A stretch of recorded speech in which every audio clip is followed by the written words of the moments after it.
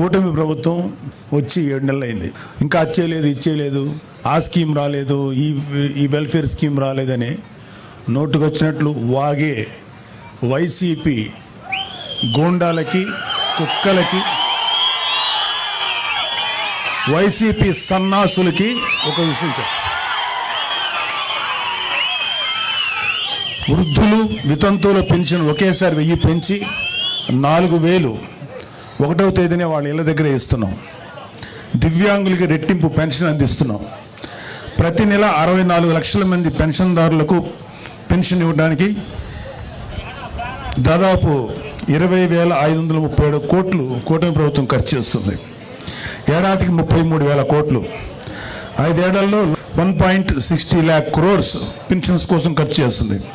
ఇది దేశంలోనే ఒక పెద్ద రికార్డు. గత జగన్ ప్రభుత్వం మొదటి 4 నెలల్లో పెన్షన్ 250 రూపాయలు పెంచడం తప్ప మరి ఏ ఇతర నవరత్న హామీలను కూడా అమలు చేయలేదు. గుర్తుపెట్టుకోండి.